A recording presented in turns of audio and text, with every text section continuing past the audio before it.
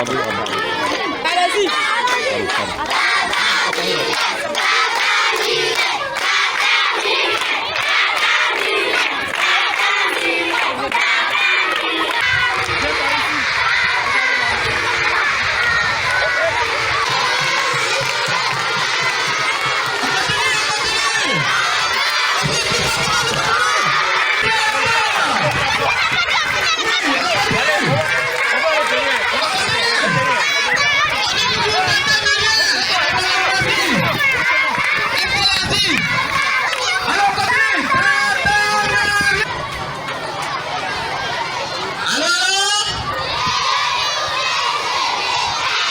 Voilà, merci bien photographe.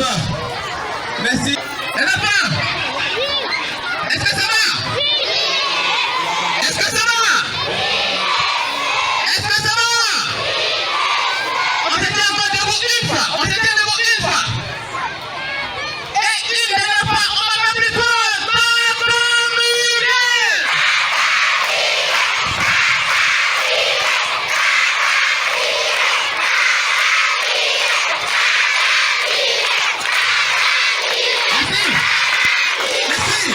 Ce soir, bien entendu, pour recevoir une des notre sœur.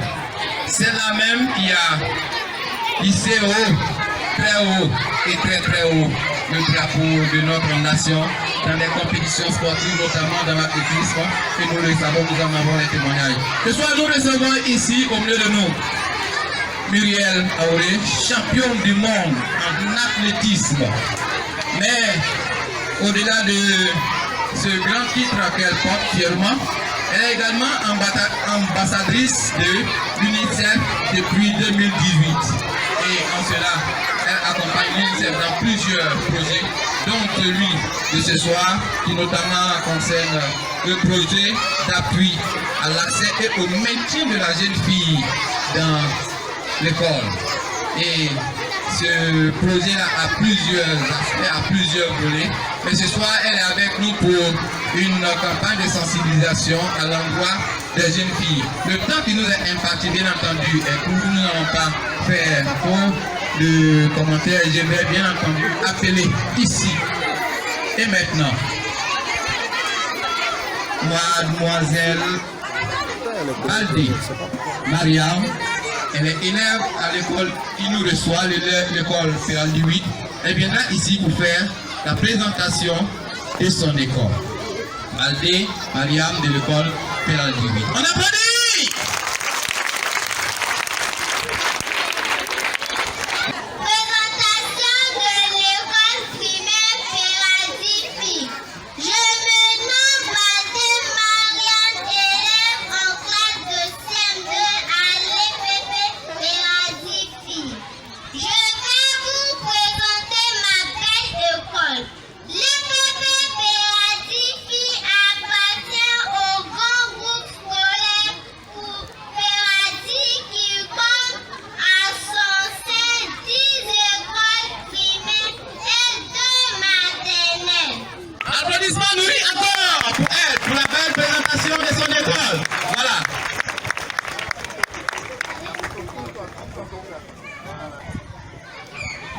Voilà, c'est un beau souvenir.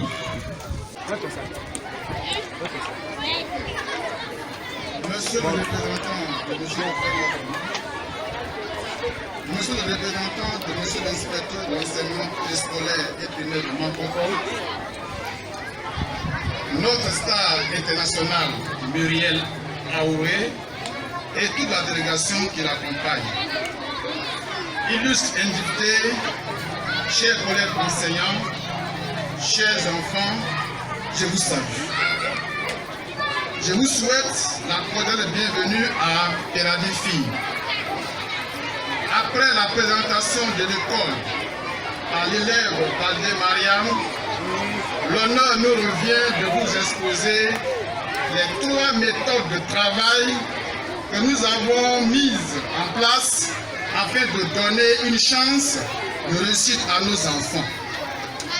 Ce qui nous a permis aujourd'hui d'avoir de meilleurs résultats sur les plans pédagogiques, culturels et sportifs. tour à tour interviendront au plan pédagogique, M. Sekongo Nyoko, au plan gestion des conflits et violences, Mademoiselle Niazale Joël, et enfin Madame So pour le volet gestion et hygiène corporelle. Voilà, merci monsieur le directeur. On accompagne notre directeur à sa place. Voilà. Donc, ainsi dit, comme vous l'avez remarqué, les enfants n'applaudissent pour le directeur, encore une fois de plus. Merci. Voilà. Et comme il a été dit, nous passons immédiatement à la phase des échanges. Et le directeur a nommé 3 personnes qui viendront ici pour intervenir, qui viendront pour échanger avec les membres de l'UNICEF, échanger bien entendu avec notre championne de ce soir. Nous appelons ici Monsieur Sekongo Nyoko. Monsieur Sekongo Nyoko a la parole, il va intervenir dans un domaine bien précis, qui a bien entendu été précisé tout à l'heure par monsieur le directeur. Bien. On est arrivé à la délégation de l'UDL Aoré. Nous sommes ravis de votre présence ici. Et comme le directeur l'a dit, nous ne serons pas longs. Il faut dire effectivement, chez nous ici, il existe un volet pédagogique pour améliorer le travail des enfants. Il faut dire que dans ce volet pédagogique-là, d'abord, nous avons l'assiduité, la ponctualité et la rigueur des enseignants. Oui, nous sommes rigoureux. Et en plus de cela, il faut ajouter le respect du programme éducatif officiel. Et en plus de ça, il faut dire qu'au sein de Péradi 8, nous avons ici ce qu'on va appeler le tutorat. Le tutorat, qu'est-ce que c'est? Il s'agit d'aider les enfants en difficulté, que ce soit en lecture, en mathématiques ou dans les autres disciplines. Il s'agit de donner des cours à ces enfants, les aider à progresser dans certaines disciplines en dehors des heures de cours. Par exemple, le mercredi dans l'après-midi ou bien le samedi matin. Et comme ça, nous nous sommes organisés pour pouvoir aider ces enfants-là à améliorer leurs résultats. Bien, je ne serai pas long. Je pense que nous avons beaucoup à dire. Je vais passer la parole à ma collègue Niazale. La parole à ma collègue Niazale qui va parler d'un autre volet. Bien, merci à M. Sekongo, on applaudit bien. Il est intervenu dans un domaine précis. Mme Niazale va également intervenir dans son domaine. Monsieur le représentant du DREL, Monsieur le représentant de l'IEP, Madame la conseillère, Messieurs les directeurs, illustres invités, recevez mes salutations. Je suis Niazale Joël, tenante du CPE. Avant de vous parler des cas pratiques auxquels nous avons été confrontés, je voudrais signifier que nous, enseignants de l'école Péradi 8, nous communiquons beaucoup avec nos élèves, étant donné que nous sommes une école protectrice.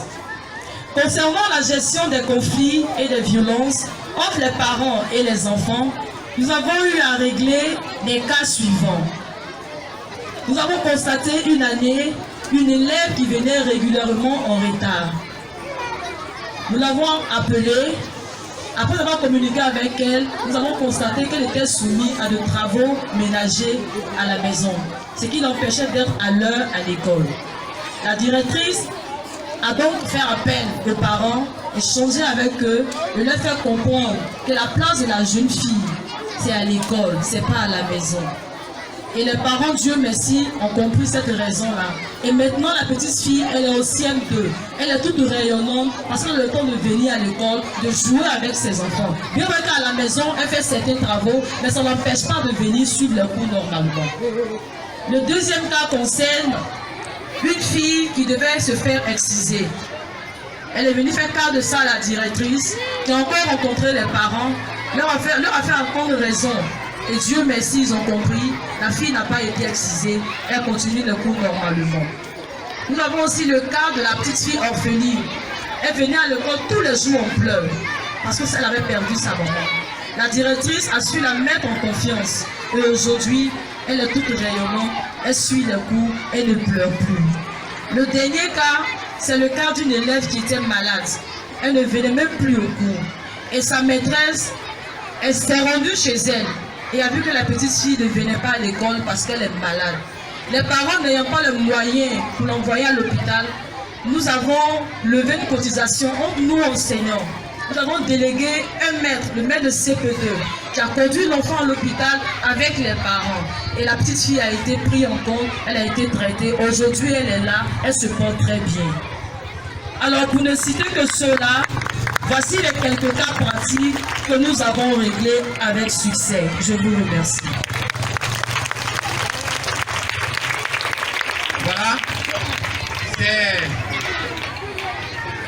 la deuxième personne intervenue. Nous allons donner la parole maintenant à Mme So pour son intervention également dans un volet bien précis. Je suis Mme So, présidente de la classe de CE1. Parlons de l'hygiène corporelle. Nous veillons à ce que nos filles soient coiffées et propres. Pour cela, nous sillonnons les classes pour sensibiliser les filles sur le bien-être de la propriété corporelle une fois par mois. Concernant les filles en âge de puberté, nous les entretenons une fois par mois sur le cycle menstruel et la sexualité. Nous leur montrons comment se protéger quand elles ont les menstrues et aussi comment faire sa toilette correctement. À force de moyens, les filles utilisent les morceaux de paille pour se protéger. Je vous remercie. Voilà, c'est l'intervention, la troisième intervention, bien entendu. Comme je le dis, nous sommes à la phase des échanges entre le personnel de l'école Péradi 8 et nos invités. Voilà pourquoi un micro restera ici, un micro ira vers nos invités. Le directeur a la parole. Chers invités, cher Muriel Aoué, voici ainsi représenter les méthodes de travail de l'EPP Péradi Filles. Toutes ces méthodes sont appliquées pour favoriser le développement intellectuel, socio-culturel et psychologique de nos enfants. Je vous remercie. On applaudit encore. Et on applaudit très fort. Très fort. Voilà. Voilà. Alors, vous restez là. Vous avez donné le secret de votre réussite. Sûrement que parmi nos invités, il y a encore des zones d'ombre. Nous donnons la parole maintenant à la délégation des UNICEF. Si ils ont quelque chose à dire, et s'il n'y a rien, nous allons appeler les enfants pour leur intervention. Je suis très contente d'être avec vous aujourd'hui. Donc, la première question, c'est combien d'élèves a-t-il par classe?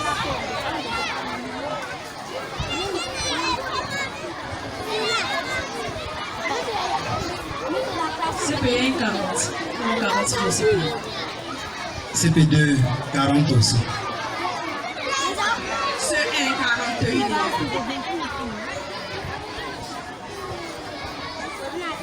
C2 35. C1 est absent 42. CM2 55. Merci beaucoup.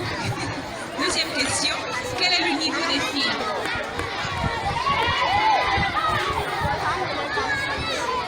Bien, merci Tata Muriel. Dans l'ensemble, le niveau des filles est bon. Et il faut noter que nous travaillons en parfaite collaboration avec les parents. Lorsque nous constatons qu'un de nos enfants a des difficultés, rapidement nous interpellons le parent, nous échangeons avec lui et bien sûr nous trouvons toujours une solution. Le niveau est acceptable. Merci.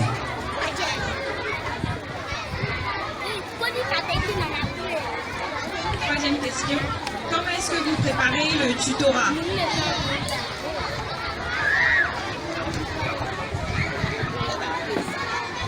Bien, il faut dire que le tutorat, nous le préparons en sélectionnant d'abord les élèves qui sont en difficulté, que ce soit en lecture et en mathématiques, ou bien dans les autres disciplines.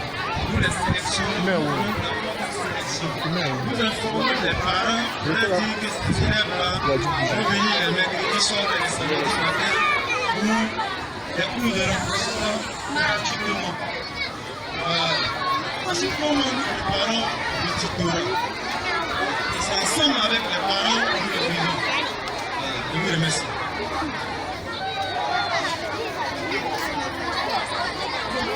Je vais poser une autre question. Est-ce que c'est payant? Et si c'est payant, c'est combien?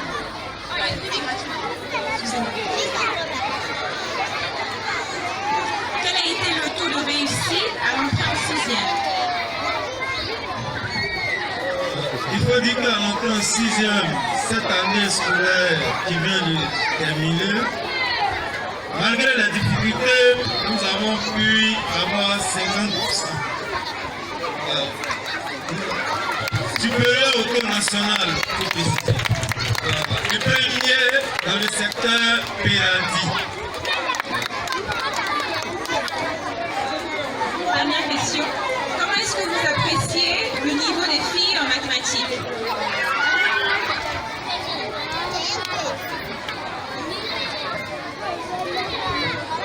Bon, au CPE, quand elles viennent, franchement, le niveau, le bas.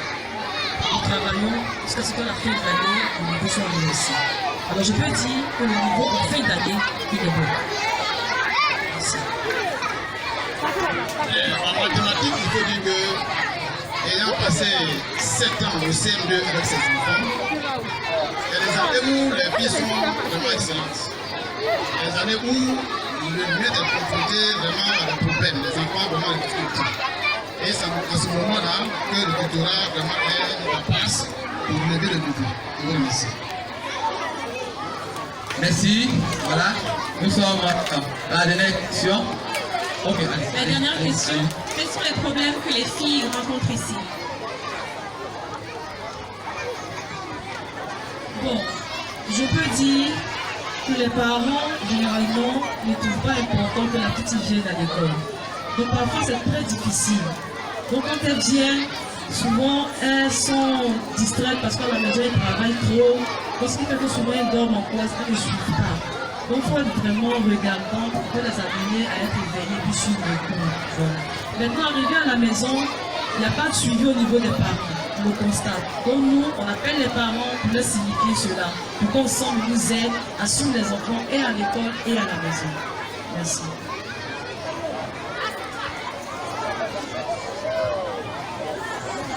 Merci, merci, merci, merci, merci. On n'a pas dit pour la compagnie.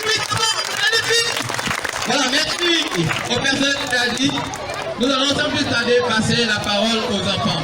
Ça, c'était les échanges au niveau. C'était les échanges au niveau du personnel avec notre championne et la délégation. Nous allons maintenant appeler les enfants. Il y a quelques enfants qui ont des interventions. Sûrement 3 questions au niveau des enfants. Voilà. Et ces enfants-là vont venir ici et elles vont poser leurs questions à leur tata. Venez par ici. Elle va se présenter, elle va dire son nom, se présenter, dire sa classe et elle va poser sa question à tata Muriel. Je m'appelle Sando Kadi. Je suis au CE de Péradi 8. Tata Muriel, allez-nous devoir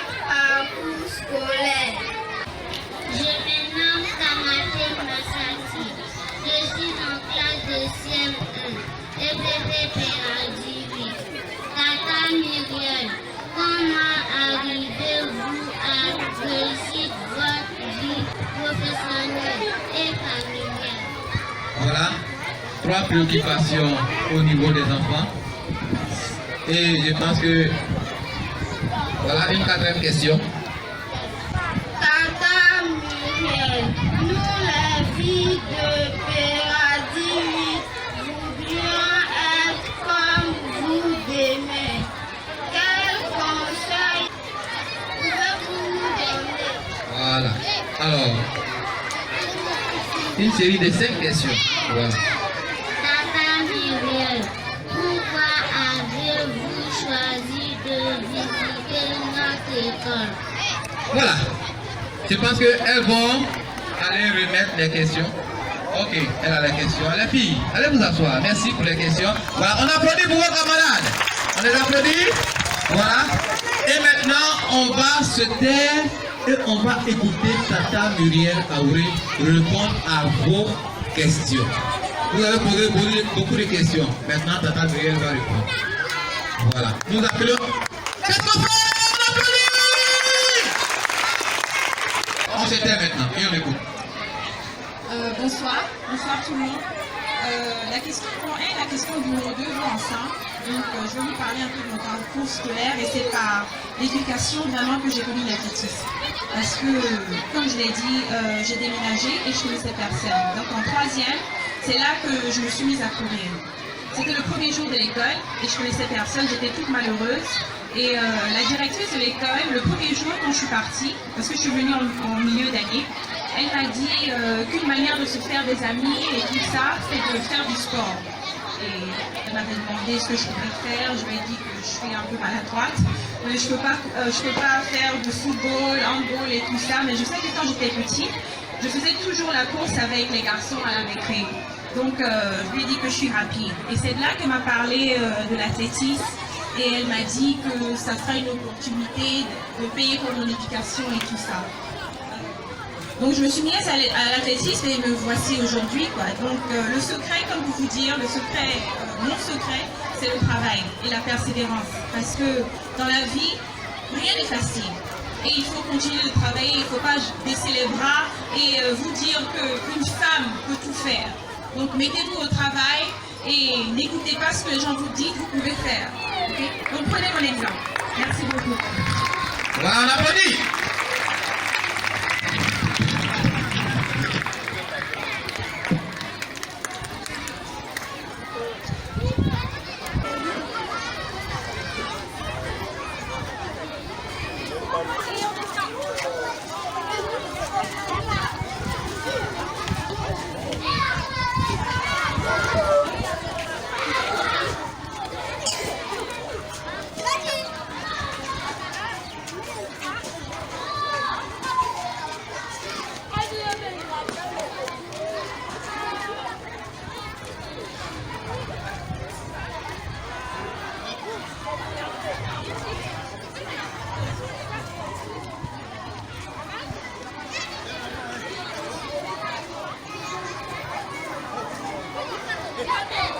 Voilà, c'était la part d'échauffement, voilà le lien avec le micro, c'était le moment d'échauffement, voilà, la démonstration pratique, voilà, avec la Muriel, les enfants de Paradis.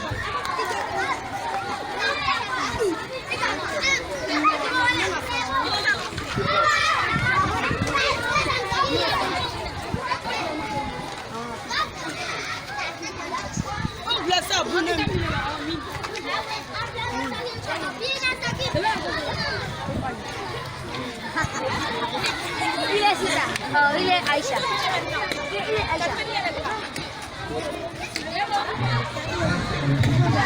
C'est comme ça que tout commence. C'est comme ça que tout commence. C'est toute la famille.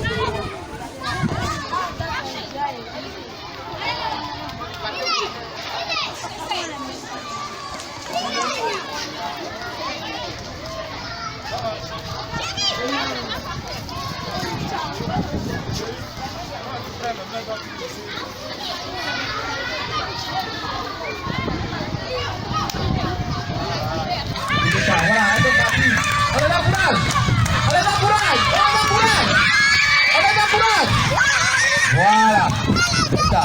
Il faut un départ bien réussi pour une arrivée également bien réussie. Et c'est cette technique-là que notre championne est en train de montrer à ses filles. Voilà, comment démarrer le départ. Allez, allez, au bout. Voilà. C'est bien. À vos marques. On commence avec le genou par terre. Voilà. Mets-toi en bas. Voilà. Pareil. Prêt? Partez. Allez. Wouh! Allez, allez, allez. C'est super. À vos marques.